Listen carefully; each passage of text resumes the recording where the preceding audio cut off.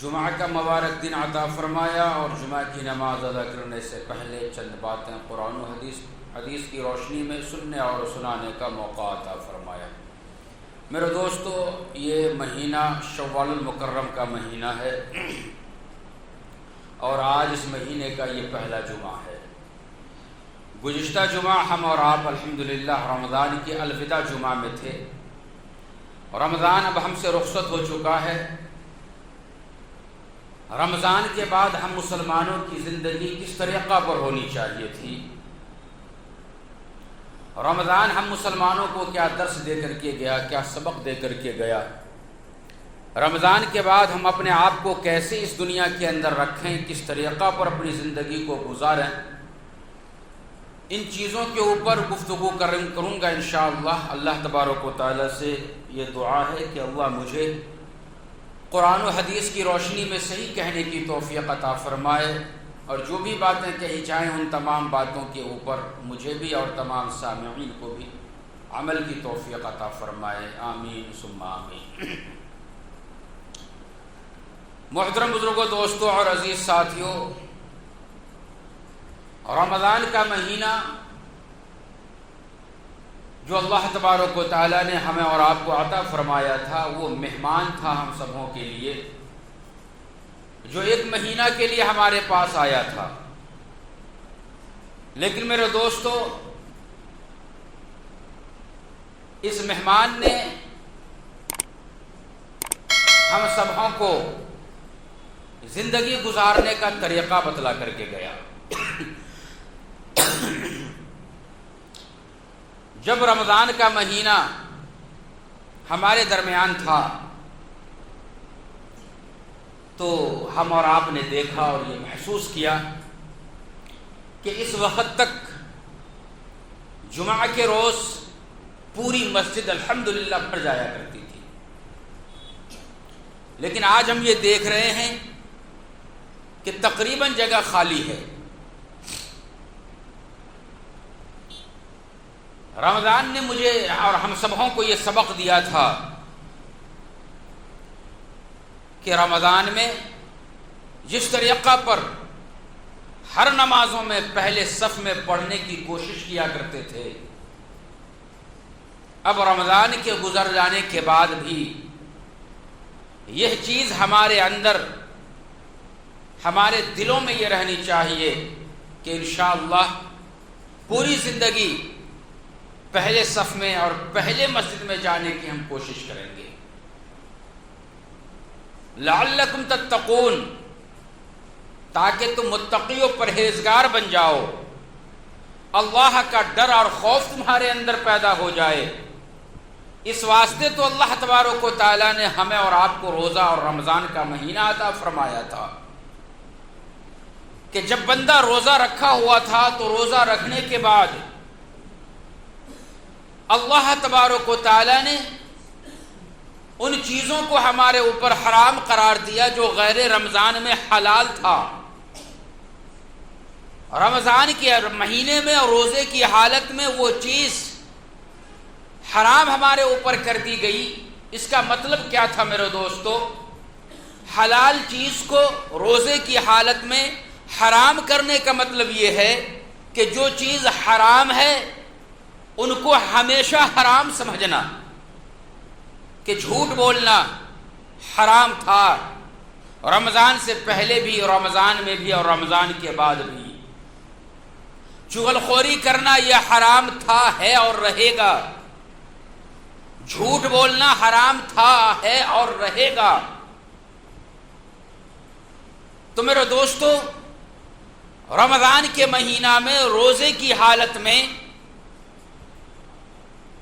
جب ہم تمام وہ حلال کام جو غیر رمضان میں روزہ رکھنے کی صورت میں جائز اور حلال تھا، روزہ رکھنے کی صورت میں جب ہم نے ان کو اپنے اوپر اتنی دیر کے لیے حرام کر دیا، تو پھر ہمیں یہ اس درمیان میں ہم اور آپ نے یہ محسوس کیا تھا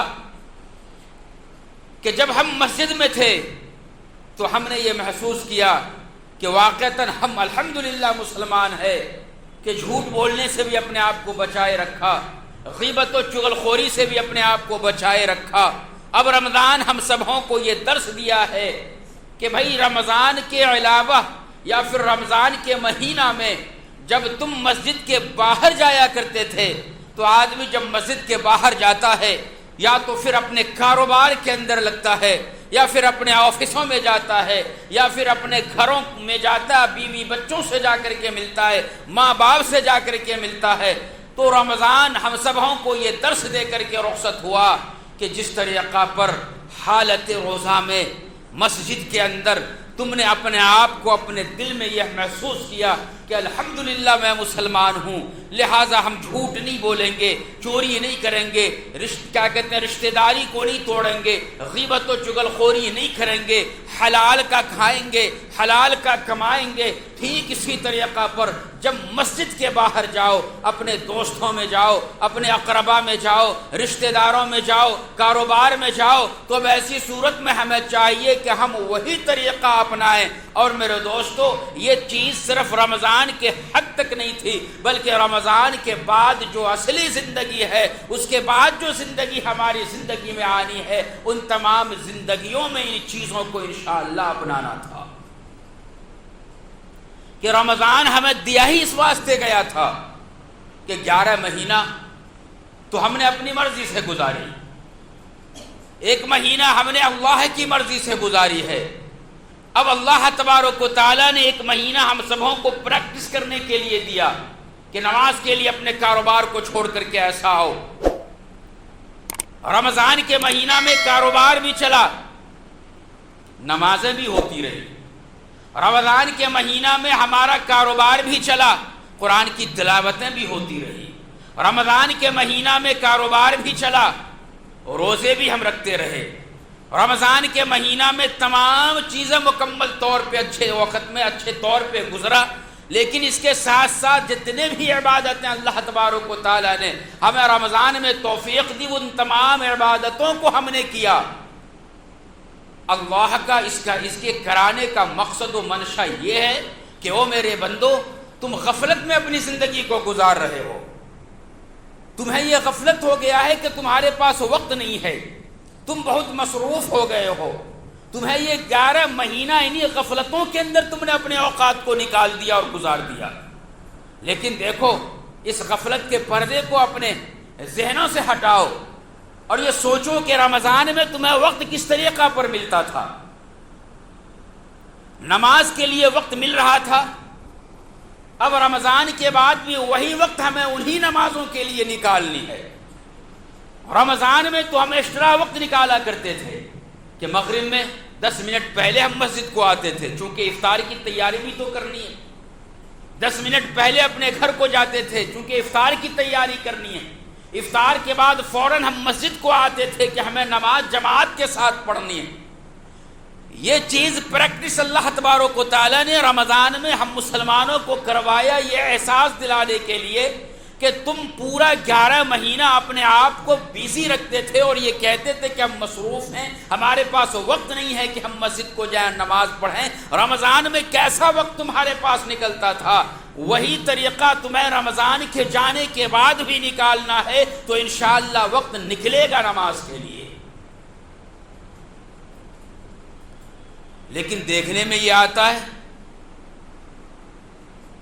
کہ جو ہی رمضان ختم ہوا، عید کی نماز ہم پڑھے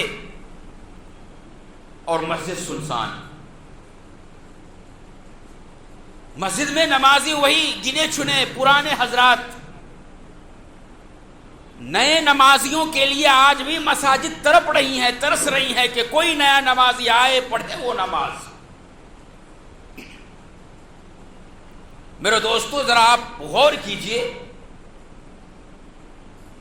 کہ رمضان کے مہینے کا جو پہلی سحری تھی اور فجر سے جو پہلا رمضان اسٹارٹ ہوا، اس فجر میں مصلیوں کی تعداد کتنی تھی؟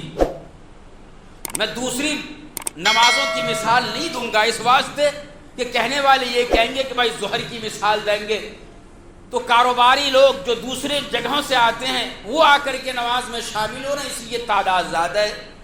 عصر، مغرب اور عشاء کا یہی حال ہے۔ تو ان مثالوں کے اندر لوگ یہ کہیں گے، اعتراض کریں گے کہ نہیں بھائی، کاروباری جو دوسرے جگہ سے آتے ہیں یا راستہ میں آنے جانے والے جو مسافر حضرات ہوتے ہیں، نماز کا وقت ہوا تو مسجد کو آ گئے، اس واسطے مسجد بھر جاتی تھی۔ لیکن میرے دوستو، فجر کی مثال تو اس واسطے دے رہا ہوں کہ جس محلے کی مسجد ہے، فجر کی نماز میں اسی محلے کا مقتدی اس مسجد کے اندر جاتا ہے، وہاں اس وقت میں کوئی کاروبار نہیں ہوتا، کوئی مسافر نہیں ہوتا، وہ سفر اس وقت میں نہیں کرتا کوئی، تو اس وقت میں بھی مسجد مکمل طور پہ بھری نظر آتی تھی۔ جس مسجد میں میں فجر پڑھتا ہوں، اندر کا حصہ بھرا، باہر کا حصہ پورا صحن بھر گیا۔ صحن بھر جانے کے بعد جب جگہ کی قلت ہو گئی تو چھت کے اوپر جا نماز بچھا کر کے وہاں بھی 300 مصلی الحمدللہ۔ نماز کے بعد مسجد کے خالی ہونے میں دونوں گیٹ سے، بڑے گیٹ سے جب آدمی باہر جا رہے ہیں تو 15 منٹ لگے مسجد کو خالی ہونے میں۔ یہ تعداد نمازیوں کی تھی، کہاں سے آئے؟ یہ آخر اپنے محلے کی تو تھے، آخر اسی مسجد کے ارد گرد میں جو گھر بنے ہوئے ہیں انہی گھروں سے تو یہ مصلی آئے ہوئے تھے۔ یہی وجہ ہے کہ کسی انگریز نے ایک وقت میں کہا تھا کہ اگر فجر کے وقات میں مساجد کے اندر مسلمانوں کی تعداد نمازوں میں جمعہ کی تعداد کی طرح ہو جائے اور جمعہ کے دن عید کی نمازوں کی طرح تعداد مصلیوں کی ہو جائے تو وقت دور نہیں ہے کہ پھر سے مسلمانوں کی حکومت اس دنیا کے اوپر آ جائے گی۔ کسی زمانے میں انگریز نے کہا تھا، اور واقعتاً ہمارے پاس تعداد ہے مسلمانوں کی جو مساجد کو مکمل طور پہ جمعہ کا منظر ہر نمازوں میں پیش کر سکے، لیکن ہم ہیں مسلمان کہ غفلت کی زندگی، شیاطین کو پھر سے چھوڑا گیا، پھر ہمارے اوپر شیطان حاوی ہو گیا۔ میرے بھائی، رمضان کا مہینہ ایک مہینہ پریکٹس کرنے کے لیے دیا تھا کہ میرے بندو، تم یہ کہتے ہو کہ مجھے نماز کے لیے وقت نہیں ملتا، رمضان میں تم کس طریقہ پر وقت نکالا کرتے تھے؟ اسی طریقہ پر رمضان کے بعد بھی تمہیں نماز کے لیے وقت نکالنا ہے۔ رمضان کے مہینہ میں قرآن کی تلاوت کے لیے کس طریقہ پر وقت نکلا کرتا تھا کہ ہر نماز سے پہلے قرآن کا پڑھنے والا مسجد کے اندر قرآن لے کر کے بیٹھا ہوا ہے، ہر نماز کے بعد مسجد کے اندر قرآن لے کر کے بیٹھا ہوا ہے، قرآن کی تلاوت ہو رہی ہے۔ کیا رمضان کے جانے کے بعد یہ وقت ہمارے لیے نہیں ملے گا؟ ہم اگر نکالنا چاہیں تو ضرور وہ وقت نکلے گا۔ 10 منٹ ہر نماز سے پہلے یا بعد میں آپ نکالیے۔ قرآن کریم کا یہ حق ہے ہمارے اوپر کہ ہر مہینہ کم سے کم ایک قرآن کریم کی تلاوت تو مکمل ہو۔ اس کے لیے ہم تمام مسلمانوں کو فکر کرنے کی ضرورت ہے، توجہ دینے کی ضرورت ہے کہ جیسا ہم نے رمضان میں قرآن کی تلاوت کے لیے اپنے اوقات کو نکالا تھا، اسی طریقہ پر رمضان کے بعد بھی ہمیں وہ وقت نکالنے ہیں، وہ فکر کرنی ہے۔ مسجد میں ہمیں پہلے آنا ہے، مسجد کو آباد رکھنا ہے، نمازوں سے آباد رکھنا ہے، قرآن کی تلاوت سے آباد رکھنا ہے انشاءاللہ۔ پھر اس کے بعد میرے دوستو، رمضان کے مہینے میں زکوٰۃ کے ذریعے سے غریبوں کی مدد کی گئی، مدارس کی مدد کی گئی، اپنے جیب خاص سے مساجد کی مدد کی گئی۔ تو کیا رمضان کے بعد وہ زکوٰۃ کے رقم یا پھر وہ زکوٰۃ ختم؟ نہیں میرے دوستو، سال میں ایک دفعہ زکوٰۃ فرض ضرور ہے، لیکن نفلی صدقات و خیرات اپنے جیب خاص سے یہ تو ہمہ وقت ہر مہینہ ہر دن کچھ نہ کچھ غریبوں کے اندر تقسیم کرنا ہے۔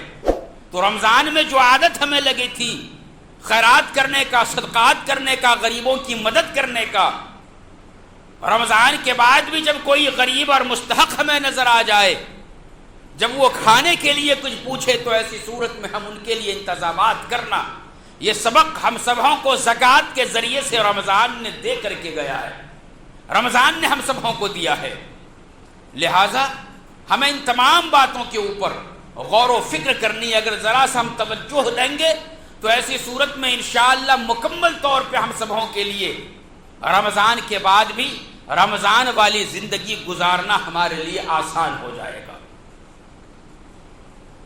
ورنہ میرے دوستو، کہیں مساجد اور پھر کہیں قرآن کریم اللہ تبارک و تعالیٰ سے یہ شکایت نہ کرنے لگ جائے کہ یا اللہ صرف رمضان کے مہینہ میں ہمیں یہ بھرا کرتا تھا، یعنی مسجد کو آباد رکھتا تھا، رمضان کے بعد یہ لوگ ہمارے پاس ہمارے دامن میں آتے نہیں تھے، ہمارے اندر آ کر کے وہ عبادتیں نہیں کیا کرتے تھے، تو پھر اللہ تبارک و تعالیٰ جب ہم سے پھر یہ سوال کرے گا کہ ہاں یہ صحیح ہے، کیا یہ سچ کہہ رہا ہے، تو پھر ایسی صورت میں ہم سے کیا جواب بن پائے گا؟ اس واسطے ہم یہ چاہتے ہیں کہ ہم ان سوالوں سے بچنا ہے، ہمیں ان سوالوں کا صحیح جواب تو اللہ کے سامنے دینا ہے۔ تو ہمیں یہ چاہیے کہ رمضان والا جو طریقہ تھا، رمضان میں جس طریقہ پر ہم نے مساجد کو آباد کیا، رمضان میں جس طریقہ پر ہم نے قرآن کریم کی تلاوت کی، رمضان میں جس طریقہ پر ہم نیکیوں کی طرف بڑھے آتے تھے، ایک دوسرے کو نیکیوں کی تلقین کیا کرتے تھے، وہی طریقہ ہمیں انشاءاللہ رمضان کے بعد بھی ادا کرنی ہے۔ اللہ ہم سبوں کو اس کی توفیق عطا فرمائے۔ اور میرے دوستو، رمضان میں جو ہم سبوں نے روزے رکھے، تو کیا یہ وہ روزہ رمضان کا تھا جو رمضان میں فرض تھا؟ رمضان کے گزرنے کے بعد کیا پھر روزہ نہیں ہے؟ رمضان کے گزرنے کے بعد بھی پورے سال میں کوئی نہ کوئی روزہ نبی کریم صلی اللہ علیہ وسلم نے اپنی سنت یا نفلی طور پہ بیان فرمایا ہے۔ شوال کا مہینہ ابھی چل رہا ہے، اسی شوال کے مہینے کے تعلق سے آقا دو جہاں محمد مصطفیٰ صلی اللہ علیہ وسلم نے ارشاد فرمایا، مسلم شریف کے اندر اس حدیث کو بیان فرمایا گیا ہے۔ ارشاد فرمایا گیا کہ جنہوں نے رمضان کے پورے روزے رکھے اور شوال کے 6 روزے رکھے، تو اللہ تبارک و تعالیٰ ایسا روزہ رکھنے والے کو پورے سال روزہ رکھنے کا ثواب عطا فرماتا ہے۔ رمضان کے پورے روزہ رکھنا، چاہے وہ 29 دن کا رمضان ہو یا پھر 30 دن کا رمضان ہو، اللہ تبارک و تعالیٰ کے نزدیک 30 دن کا ہی شمار کیا جاتا ہے۔ ابھی 29 کا رمضان گزرا ہے، ہم اور آپ نے الحمدللہ 29 روزے رکھے ہیں، لیکن اللہ تبارک و تعالیٰ کے پاس یہ 30 دن کا شمار کیا جاتا ہے اور پورا 30 دن روزہ رکھنے کا ثواب عطا فرماتا ہے۔ اور پھر قرآن کریم کے اندر اللہ تبارک و تعالیٰ نے ارشاد فرمایا کہ وہ مومن بندہ جو کوئی نیک کام کرتا ہے تو اللہ تبارک و تعالیٰ اس کا ثواب 10 گنا بڑھا دیتا ہے۔ ہم اور آپ کوئی نیک کام کریں گے تو اس ایک نیک کام کا بدلہ اللہ تبارک و تعالیٰ ثواب کے ذریعے سے 10 گنا بڑھا دیتا ہے۔ ایک نیکی کریں گے 10 ثواب اللہ تبارک و تعالیٰ 10 نیکی کرنے کے برابر ثواب ہمیں دے گا۔ تو اب رمضان میں 30 روزے رکھے، 30 کو اگر ہم 10 سے ضرب دیں گے تو 300 بنتا ہے۔ پھر شوال کے 6 روزے رکھے، 6 کو اگر ہم 10 سے ضرب دیں گے تو 60 دن بنتا ہے۔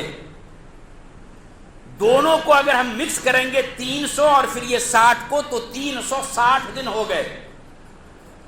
چاند کے اعتبار سے پورا سال 360 دن کا ہوتا ہے، چاند کے حساب سے، سورج کے حساب سے نہیں، چاند کے حساب سے۔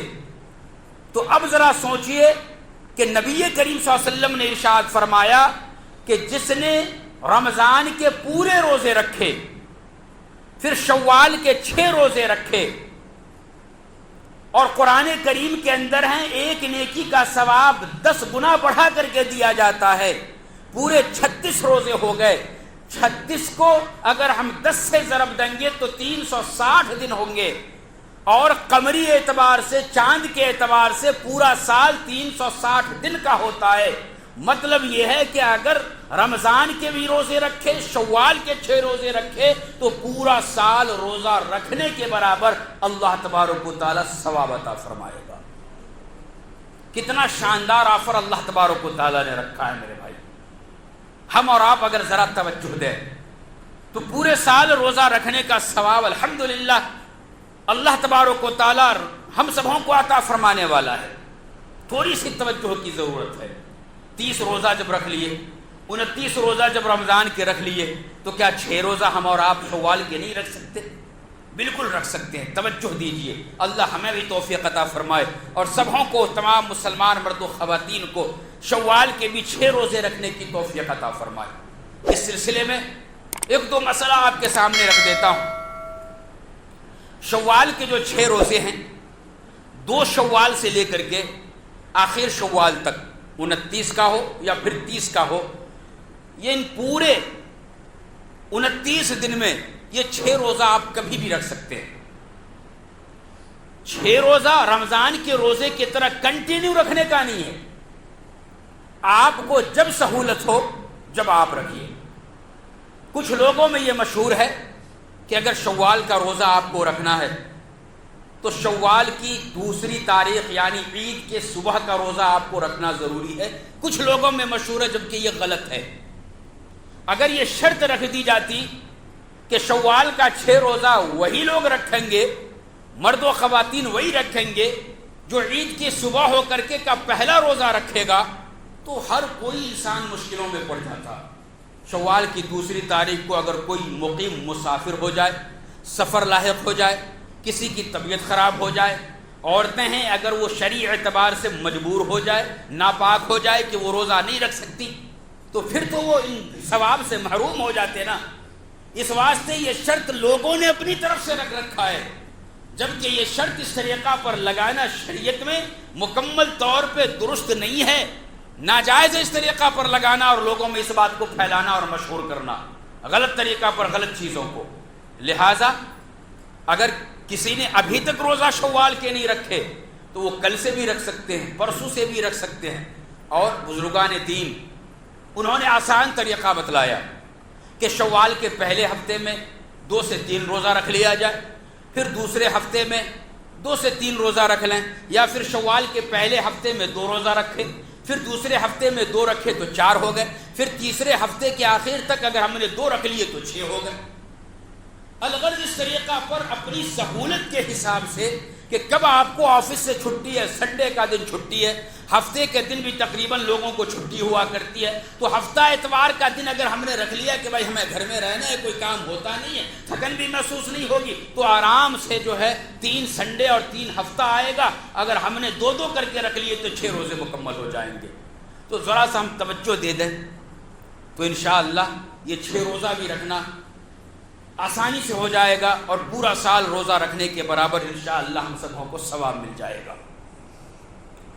اور پھر ان 6 روزہ کے رکھ لینے کے بعد رمضان کے مہینہ میں روزہ رمضان کا فرض تھا، تو کیا پھر اس کے بعد اپنی زندگی میں رمضان کے علاوہ کوئی دوسرا روزہ نہیں ہے؟ نوافل ہے میرے دوستو. نبی کریم صلی اللہ علیہ وسلم کا سنت طریقہ یہ تھا کہ قمری اعتبار سے، چاند کے اعتبار سے ہر مہینہ 13، 14 اور 15 تاریخ کا قمری اعتبار سے، چاند کی تاریخ کے اعتبار سے آپ روزہ رکھا کرتے تھے، جس کو ایام بیس کہا جاتا ہے. تو ان دنوں میں ہم روزہ رکھیں. پھر دوسری حدیث میں نبی کریم صلی اللہ علیہ وسلم کی یہ بات معلوم ہوتی ہے کہ آقا صلی اللہ علیہ وسلم ہر پیر کے دن روزہ رکھا کرتے تھے. اگر ہم 3 دن مہینے کا روزہ کنٹینیو نہیں رکھ سکتے تو کم سے کم پیر کا دن، جو ہفتہ میں 1 دن آتا ہے اور مہینے میں 4 پیر آیا کرتا ہے، اگر ہر پیر کو ہم روزہ رکھ لیں تو یہ بھی سنت کے حساب میں جو ہے شمار کیا جائے گا. اور ان روزہ رکھنے سے انشاءاللہ بہت ساری بیماریوں سے ہم اور آپ بچ سکیں گے. لہٰذا ہمیں چاہیے کہ ہم ان باتوں کا خیال کریں.